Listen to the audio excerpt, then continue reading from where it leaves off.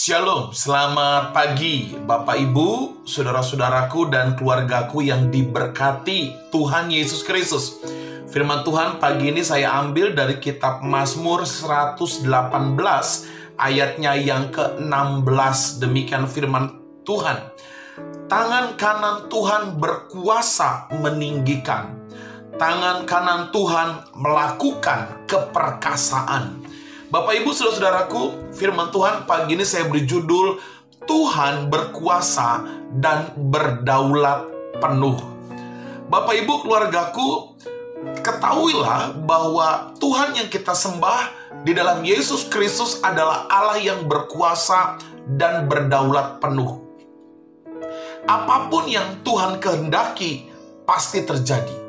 Dan apapun yang Tuhan tidak kehendaki, dan itu tidak akan pernah terjadi. Allah kita berkuasa menghidupkan dan juga berkuasa untuk mematikan. Allah kita berkuasa untuk mengangkat, Dia juga berkuasa untuk merendahkan.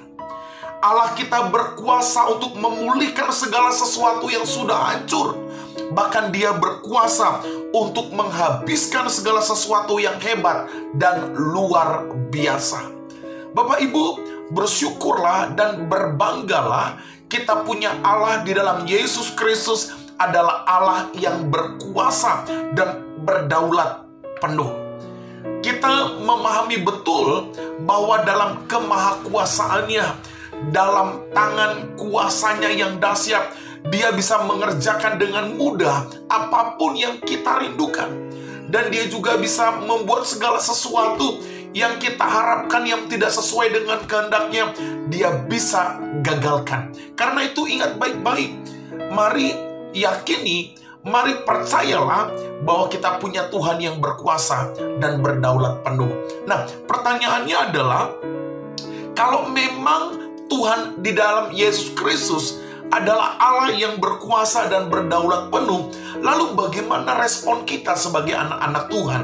Yang pertama saya mencatat saudara, sebagai hamba Allah, sebagai anak-anak Tuhan, kalau kita tahu Yesus Kristus adalah Allah yang berkuasa dan berdaulat penuh, yang pertama saya menulis, kita harus mengerti apa yang boleh dan tidak boleh dilakukan. Saudara-saudara, kalau kita mencintai seseorang, bukan hanya kita mengetahui apa yang pasangan kita sukai, tetapi kita juga harus mengetahui apa yang tidak dia sukai.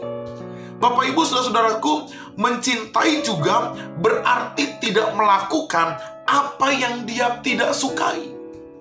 Demikian juga dengan Tuhan. Kalau kita berkata, saya mencintai Tuhan, saya mengasihi Tuhan, maka kita harus mengerti terlebih dahulu apa yang Tuhan kehendaki dan juga apa yang Tuhan tidak kehendaki. Bapak Ibu saudara-saudaraku, ini hal pertama yang harus kita pahami. Dia berkuasa dan berdaulat atas hidupmu. Karena itu kita harus mengerti dan memahami apa yang boleh dan tidak boleh kita lakukan. Karena kita mengerti, kita melakukan sesuai dengan kehendak Allah, kita melakukan sesuatu untuk kemuliaan Allah. Demikian juga kita tidak melakukan sesuatu untuk kemuliaan Tuhan. Yang kedua saudara, bagaimana respon kita kalau kita punya Tuhan yang berkuasa dan berdaulat penuh? Yang kedua saudara, kita harus menjaga hidup kita agar tidak jauh dari Tuhan. Bapak Ibu, saya berpendapat hidup yang paling bodoh adalah hidup yang jauh dari Tuhan. Kenapa saudara?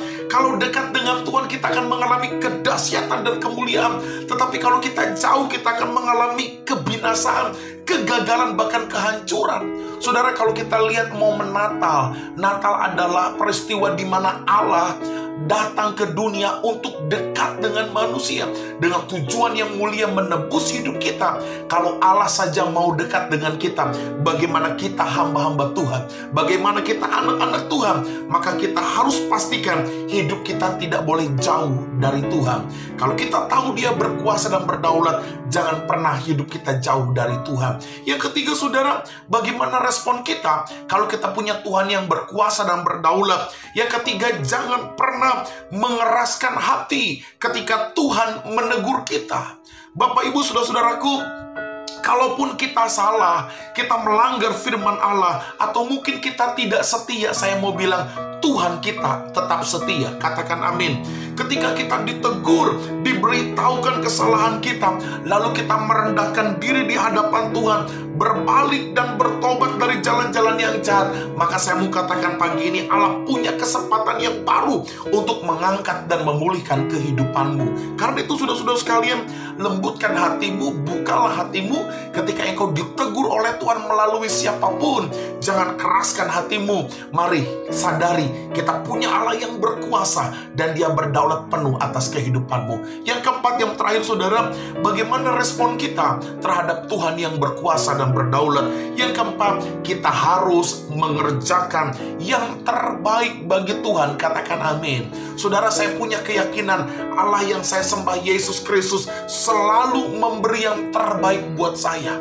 Demikian juga kita orang-orang percaya, Dia Allah yang selalu memberi yang terbaik buat kita. Sampai detik ini, bahkan selama-lamanya, janjinya ya dan amin. Firman-Nya yang terbaik pasti digenapi. Karena itu saudara, kalau kita tahu Allah kita berkuasa dan berdaulat, mari kerjakan sesuatu, beri yang terbaik hanya untuk Tuhan saja. Selamat pagi keluargaku, bersyukurlah kita punya Yesus yang ajaib, yang berkuasa dan berdaulat. Dan percayalah, dalam kemahakuasaannya, dalam kedaulatannya, Allah sanggup memberkati hidupmu. Shalom.